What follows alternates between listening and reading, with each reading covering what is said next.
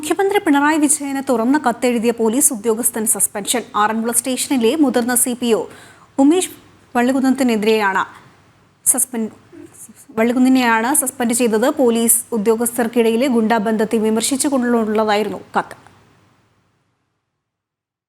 ഡിവൈഎസ്പിയും പോലീസുകാരും ഗുണ്ടാവിരുദ്ധത്തിൽ പങ്കെടുത്ത സംഭവത്തിന് തൊട്ടുപിന്നാലെയാണ് ആറന്മുള സ്റ്റേഷനിലെ മുതിർന്ന CPO ഉമേഷ് വള്ളികുന്ന് മുഖ്യമന്ത്രിക്ക് തുറന്ന കത്തയച്ചത്. പോലീസ് സേനയിലെ ജീർണതകളും ഗുണ്ടാ പോലീസ് കൂട്ടുകെട്ടും പരാമർശിച്ചുകൊണ്ടുള്ളതായിരുന്നു കത്ത്. ഇതിന് പിന്നാലെയാണ് ഇലക്ഷൻ ഡ്യൂട്ടിയിലുണ്ടായിരുന്ന ഉമേഷിനെതിരെ നടപടി.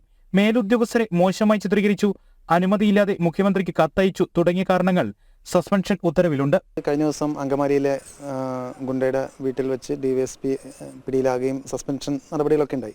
അപ്പോൾ അയാൾക്ക് പോലീസിനകത്ത് നിന്ന് ഒരു സഹായം ഇനി ഗുണ്ടകൾക്ക് ചെയ്യാൻ സാധാരണഗതിയിൽ പറ്റില്ല. എന്നാൽ ഈ പോലീസിനകത്ത് ഗുണ്ടാബന്ധമുള്ള ആളുകൾ ഒരുപാട് പേര് ഇപ്പോഴും ഉണ്ട്, അവർ സഹായിക്കുന്നുമുണ്ട്. അപ്പോൾ അത്തരം കാര്യങ്ങൾ മുഖ്യമന്ത്രി ശ്രദ്ധിക്കണമെന്നും പോലീസിനകത്ത് എന്ത് നടക്കുന്നു എന്നുള്ളത് അറിയണം എന്നുള്ള രീതിയിലാണ് ഞാൻ മുഖ്യമന്ത്രിക്ക് മെയിൽ അയച്ചത്. അപ്പോൾ ആ മെയിൽ മുഖ്യമന്ത്രിക്ക് പ്രോപ്പർ ചാനലിൽ അയച്ചില്ല. അതായത് ഇതിൻ്റെ ഇടനിലയിലുള്ള ഉദ്യോഗസ്ഥന്മാർ അറിയാതെ മുഖ്യമന്ത്രിക്ക് അയച്ചു എന്നുള്ളത് പ്രധാനമായി ഊന്നി പറഞ്ഞിട്ടാണ് ഈ സസ്പെൻഷൻ വന്നിട്ടുള്ളത്.